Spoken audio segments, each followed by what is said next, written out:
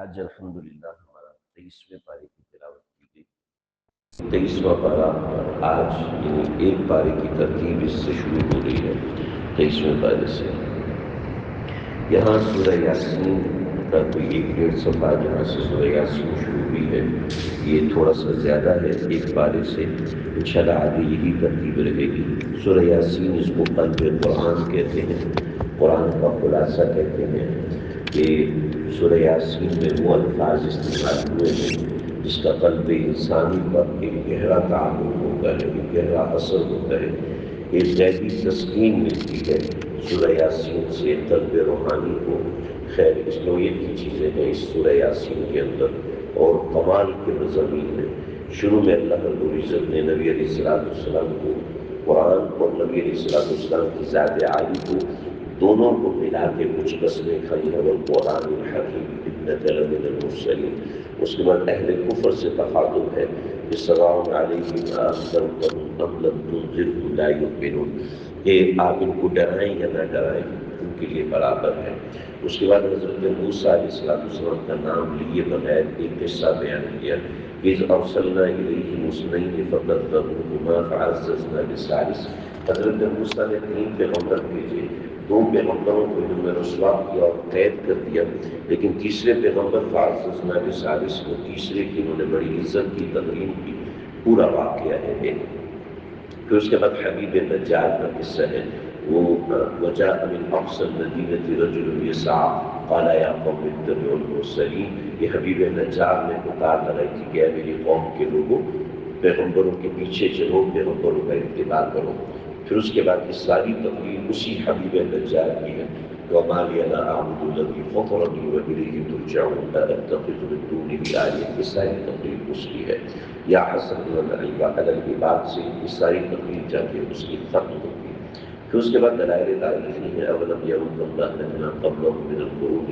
انهم الیہ لا یرجعون، کہ انسان کی زندگی کے دلائل میں کہ تم سے پہلے جو لوگ آئے تھے ان کے ساتھ کیا کیا معاملات ہوئے، ذرا دیکھ لو تمہیں آثار مل جائیں گے۔ پھر دلائل قدرت ہے، وآیۃ لکم الارض میتۃ واحیینہ، مردہ زمین کو اللہ زندہ کرتے ہیں، تم لوگ دیکھتے ہو کہ کیسے اس میں سے پھل پھول نکلتے ہیں۔ پھر آیۃ لکم اللیل، رات اللہ تعالیٰ کی ایک نشانی ہے، نسلخ منہ النہار، جیسے جسم پہ کھال ہوتی ہے ایسے ہی سرخ ہوتا ہے دن کا، اصل تو رات ہے کائنات کی، دن اس میں مصنوعی طور پر لایا جاتا ہے۔ پھر والشمس تجری لمستقر لہا، تیسری دلیل جو ہے وہ سورج کی ہے کہ سورج اپنے مستقر پر دوڑ رہا ہے، کام کر رہا ہے۔ والقمر قدرناہ منازل، اور چاند کی منزلیں مقرر ہیں کہ وہ ایک مہینے میں 28 منزلیں طے کرتا ہے۔ پھر وآیۃ لہم انا حملنا ذریتہم فی الفلک، سمندر میں کشتیوں کا چلنا اور سمندر میں تجارتوں کا ہونا،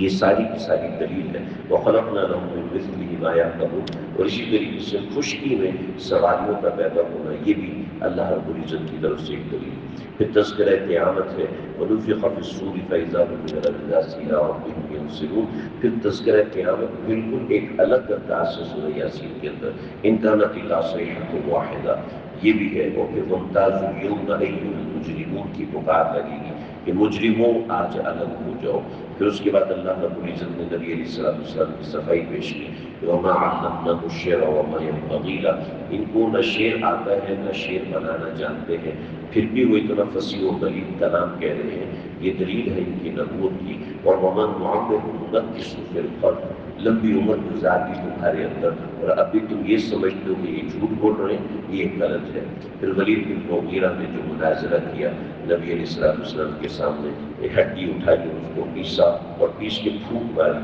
اور کہا کہ اللہ اس کو زندہ کرے گا، تو اللہ نے جواب دیا وَضَرَبَ لَنَا مَثَلًا وَنَسِيَ خَلْقَهُ، ہمارے سامنے مثالیں بیان کرتے ہیں ہڈی کی، اور لیکن اپنے آپ کو بھول جاتے ہیں، ہڈی تو پھر بھی موجود ہے، تمہارا وجود بھی نہیں تھا، ہم نے وہاں تمہیں پیدا کر دیا، ہڈی کیا چیز ہے۔ پھر اس کے بعد اللہ رب العزت نے سورہ صافات، ذکر ملائک ہے، فرشتوں کے بارے میں چیزیں ہیں کہ فرشتوں کی صف آسمانوں پر بنی اتت السماء حق لها، آسمان پہ اتنی صفیں بنی ہیں کہ آسمان چر چر کر رہا ہوتا ہے، تو وہ فرشتے اپنی صفوں میں ایسے موجود ہیں۔ پھر دلائل قدرت زمین میں ہے،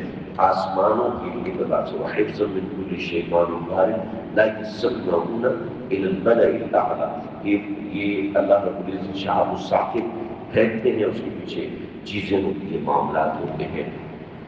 خیر، اس کے بعد فاستفتہم اہم اشد خلقا ام من خلقنا، ان سے پوچھو کہ یہ جو ہم نے آسمان کو اتنا بڑا نظام بنایا، یہ بنانا مشکل ہے یا تمہیں بنانا مشکل ہے؟ لیکن ہم نے سب بنایا ہے۔ بل عجبت ویسخرون، حیرت بھی ہے اور یہ لوگ مذاق بھی اڑاتے ہیں۔ تو اس کے بعد احشروا الذین ظلموا وازواجهم وما كانوا يعبدون، قیامت کا تذکرہ ہے۔ واقبل بعضهم على بعض يتساءلون، اہل جہنم جہنم کے اندر رہیں گے اور جہنم کے اندر رہتے رہتے ایک دوسرے سے بات چیت جو کریں گے، اس بات چیت کا ذکر ہے۔ قالوا انکم کنتم تأتوننا عن الیمین، تم ہمارے ادھر سے آتے تھے، یہاں سے آتے تھے، ہمیں برگلاتے تھے، ہمیں گناہ پہ مجبور کرتے تھے، اور وحق علینا قول ربنا انا لذائقون فاغویناکم انکم کنا غاوین، بھی تم نے ہمیں بہکایا، اب دیکھو کیسے عذاب کا مزہ ہمیں چکھنا پڑ رہا ہے۔ ان كذلك نفعل بالمجرمین، اللہ کہتے ہیں کہ آپس میں جہنم میں بھی جھگڑیں گے اور نفرت کا سامان جہنم میں بھی ہوگا۔ تو اس کے مقابلے میں اہل ایمان کا ذکر ہے کہ اہل ایمان فی جنات النعیم علی سرر متقابلین، وہ بھی جنت میں آپس میں ملیں گے، مگر کیسے ہوں گے؟ یطاف علیہم بکأس من معین، کی مختلف نعمتیں ان کو ملتی رہیں گی۔ پھر اس کے بعد اللہ رب العزت نے کچھ مثالیں بیان فرمائی ہیں۔ مثالوں کے بعد حضرت نوح علیہ السلام کا واقعہ مختصر، لیکن اس کے بعد حضرت ابراہیم کا واقعہ تفصیل کے ساتھ اللہ رب العزت نے بیان فرمایا۔ اذ جاء ربه بقلب سلیم اذ قال لأبيه وقومه ماذا تعبدون، اپنے قوم کو بھی مخاطب کیا۔ پھر اس کے بعد وہ مشہور واقعہ ہے کہ فنظر نظرة في النجوم فقال إني سقيم، انہوں نے ستارے کو دیکھا اور کہا میں تو بیمار ہوں۔ اور عرب اس زمانے میں ایک رواج تھا، تو لوگ چلے گئے، اس کے بعد پھر حضرت ابراہیم علیہ السلام جو واپس آئے تو دیکھا کہ حضرت ابراہیم نے ان کے سارے بت جو ہے وہ توڑے ہوئے تھے۔ پھر اس کے بعد سارا مناظرہ اس کا ذکر ہے، اور اس کے بعد قوم نے حضرت ابراہیم کو جلایا، مگر اللہ رب العزت نے آپ کو زندہ بچا لیا۔ اس کے بعد حضرت اسماعیل کا واقعہ ہے، فلما اسلم وتله للجبین ونادیناه ان یا ابراہیم، وہاں سے نکالیں گے بیت المقدس آئے، بیت المقدس سے پھر حضرت ہاجرہ کو لے کے حرم پاک میں آباد کیا، اور پھر یہاں پر جب واپس آئے حضرت اسماعیل بڑے ہو چکے تھے، ان کو لٹایا اور ذبح کیا۔ روایت میں آتا ہے کہ یہ واقعہ دو جگہ پیش آیا، ایک حضرت اسحاق کے ساتھ پیش آیا اور ایک حضرت اسماعیل کے ساتھ پیش آیا، لیکن زیادہ صحیح ہے کہ صرف حضرت اسماعیل کے ساتھ پیش آیا، مگر اہل کتاب کے کچھ لوگ یہ بھی دعویٰ کرتے ہیں کہ حضرت اسحاق کے ساتھ بھی یہ واقعہ پیش آیا۔ ونادیناہ ان یا ابراہیم قد صدقت الرؤیا، انہوں نے اپنا خواب سچ کر دکھایا۔ اس کے بعد حضرت موسیٰ اور حضرت ہارون کا ذکر ہے، وَلَقَدْ مَنَنَّا عَلَىٰ مُوسَىٰ وَهَارُونَ وَنَجَّيْنَاهُمَا وَقَوْمَهُمْ مِنَ الْكَرْبِ الْعَظِيمِ، حضرت موسیٰ ہارون کا واقعہ۔ پھر وَإِنَّ إِلْيَاسَ لَمِنَ الْمُرْسَلِينَ، حضرت الیاس کا قرآن مجید میں یہاں کچھ تفصیل کے ساتھ تذکرہ ہے، وہ قوم کی طرف مبعوث ہوئے، ان کو کفر سے روکا۔ اس کے بعد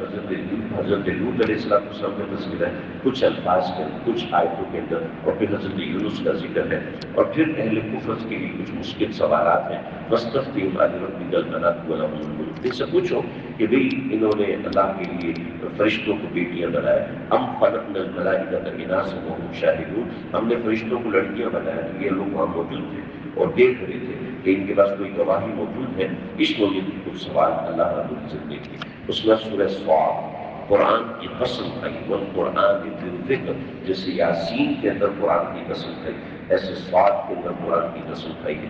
اس کے اندر بڑا خاص مفہوم ہے، نبی علیہ السلام کو اس سورہ کے اندر ایک تسلی کا سامان دیا گیا ہے۔ آپ صلی اللہ علیہ وسلم کو غم ہوتا تھا اس بات کا کہ اہل کفر جو ہے وہ ہماری بات نہیں مانتے، کہیں ایسا تو نہیں کہ ہمارے اندر کوئی کمی ہے۔ تو اللہ رب العزت نے تسلی دی، کذبت قبلہم قوم نوح وعاد وفرعون ذو الاوتاد، قوموں نے جھٹلایا، نوح کو جھٹلایا، عاد کو جھٹلایا، ثمود کو جھٹلایا، فرعون نے حضرت موسیٰ کو جھٹلایا، اور قوم لوط نے حضرت لوط کو، اصحاب الایکہ یعنی حضرت شعیب کی قوم نے ان کو جھٹلایا۔ ان کل الا کذب الرسل وحق العباد، دیکھنا عام طور پہ اکثر لوگ انبیاء کی بات نہیں مانتے، اکثر و بیشتر نافرمانوں کی ہوتی ہے کہ وہ نافرمانی کی طرف مائل ہوتے ہیں۔ آپ دیکھیں آزاد کھڑے ہوتے ہیں، مسجدیں خالی ہوتی ہیں، ہے، بازاروں میں رش ہوتا ہے، مسجدوں میں ویرانی ہوتی ہے، یہ اسی بات کی علامت ہے کہ لوگ اہل حق کے ساتھ بہت کم جڑنے والے۔ چنانچہ نبی علیہ السلام وسلم کو اس بات کی تسلی ہے کہ دین کو جھٹلانے والے کثرت سے ہوتے ہیں۔ اس کے بعد دو واقعات حضرت داؤد علیہ السلام بڑے زبردست، ایک فرمایا کہ وَاذْكُرْ عَبْدَنَا دَاوُودَ ذَا الْأَيْدِ إِنَّهُ أَوَّابٌ۔ آپ کو تذکرہ سناتے ہیں حضرت داؤد کا، اللہ رب العزت نے ان کو پرندوں کی بولی سکھائی تھی، وَالطَّيْرَ مَحْشُورًا كُلٌّ لَّهُ أَوَّابٌ وَشَدَدْنَا مُلْكَهُ وَآتَيْنَاهُ الْحِكْمَةَ وَفَصْلَ الْخِطَابِ۔ ان کو اللہ رب العزت نے فصل خطاب یعنی بات کرنے کا ڈھنگ بڑا اچھا دیا تھا۔ ایسا ہوا کہ حضرت داؤد علیہ السلام نے اپنے آپ کو محبوس کر لیا کہ سارے دن میں، چونکہ حضرت داؤد بادشاہ بھی تھے، تو سارا دن میں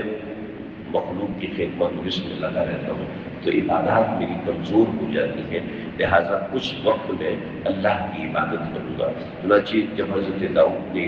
گھر کمرہ بنوایا جس میں وہ بالکل الگ تھلگ عبادت کرتے تھے اور اس میں کوئی داخل ہو نہیں سکتا تھا، اور اس کی دیواریں کافی اونچی بنائی، تو دیکھا کہ ان دیواروں کے اندر بھی دو بندے آ گئے اور ان دونوں بندوں نے اپنا مقدمہ حضرت داؤد علیہ السلام کے پاس رکھا اور خصمان بغى بعضنا على بعض فاحكم بيننا بالحق ولا تشتت واهدنا الى سواء الصراط، یعنی ان هذا اخي له 99 نعجة، اس کے 99 بھیڑیں ہیں، ولی نعجة واحدة، اور میری ایک بھیڑ ہے، کہ میری ایک بھیڑ ہے، تو یہ کہتے ہیں کہ ایک بھیڑ بھی مجھے نہیں دو، تو یہ صحیح کہہ رہا ہے غلط کہہ رہا ہے؟ اب یہ معاملہ ایسا ہے کہ جو ہر بندے کو سمجھ میں آ سکتا ہے، مگر وہ جھگڑا لے کے حضرت داؤد کے پاس آئے، بڑی حکمتیں ہیں اس کے اندر، وقت نہیں ہے جب یہ واقعات گزرتے، بڑی میں تفصیل سے اس میں سمجھایا ہوا ہے، لیکن ایک چھوٹی سی بات ضرور ذکر کرتا ہوں۔ یہاں حضرت داؤد سے ایک معاملہ ہوا اور وہ یہ ہوا کہ انہوں نے کہا اے اللہ، جیسے آپ نے مقام ابراہیم علیہ السلام کو دیا، آپ نے اس وقت مقام حضرت موسیٰ اور دیگر پیغمبروں کو دیا، ویسے ہی مقام مجھے بھی دے دیجیے، کیونکہ ان کو مقام آزمائشوں سے ملا تھا تو مجھے بھی آزمائش دے دی۔ تو اللہ نے یہ بات دکھائی کہ یہ 99 اور یہ ایک کوئی کمپیریزن نہیں، تو تم ابراہیم، تم نوح، تم دیگر پیغمبروں کے ساتھ اپنا موازنہ نہ کرو، تم میرے بندے ہو، جو ذمہ داری تمہیں دی ہے تم اس کو ادا کرو۔ اس میں بھی ہمیں سمجھائے کہ ہم اپنا موازنہ دوسروں کے ساتھ نہ کریں کہ اس کے پاس تو اتنا کچھ ہے، میرے پاس کچھ بھی نہیں ہے، وہ تو اتنا خوش رہتا ہے، میں پریشان، موازنہ نہیں کرنا، یہ چیز سمجھائے۔ پھر دوسرا، حضرت داؤد علیہ السلام نے اللہ تعالیٰ سے ایسی ہی مزید ایک دعا کی اور اپنے اعمال کے حوالے سے کچھ معاملہ پیش کیا، تو اللہ رب العزت نے وَلَقَدْ فَتَنَّا سُلَيْمَانَ، یہ قصہ حضرت سلیمان، وہ داؤد کا تھا، یہ حضرت سلیمان کا، وَلَقَدْ فَتَنَّا سُلَيْمَانَ وَأَلْقَيْنَا عَلَىٰ كُرْسِيِّهِ جَسَدًا، انہوں نے یہ معاملہ کیا کہ ان کے پاس گھوڑے تھے، 70 گھوڑے تھے یا 1700 یا 70,000 گھوڑے تھے، تو وہ ان گھوڑوں کو دیکھ رہے تھے جو جہاد کے لیے تیار کیے تھے، تو ان گھوڑوں کو دیکھتے دیکھتے اس میں اتنے مشغول ہوئے کہ حضرت کی عصر کی نماز رہ گئی،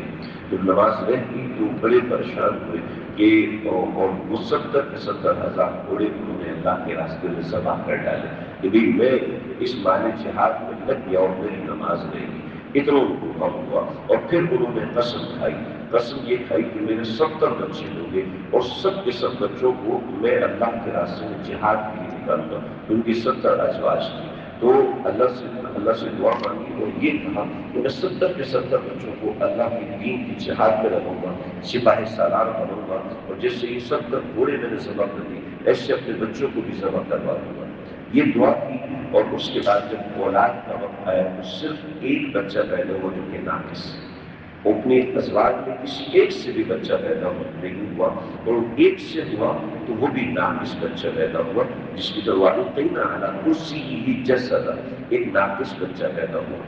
تو اب حضرت سلیمان کو تنبہ ہوا کہ یہ میں نے کیا کیا، تو مجھ سے کیا غلطی ہوئی، تو فرمایا کہ تم سے غلطی اور کمی یہ ہوئی ہے کہ تم نے بات کرتے وقت ساتھ اپنے اوپر دیکھا کہ میں یہ کروں گا، میں یہ کروں گا، یہ نہیں کہا کہ آپ کی مشیت ہوئی تو بات، یعنی سب طاعات کے اندر زور اپنی طاقت کے اوپر دے دیا، نہیں میں کروں گا انشاءاللہ میں کروں گا، میں یہ عمل کروں گا، میں مسجد بناؤں گا اللہ نے چاہا تو بناؤں گا،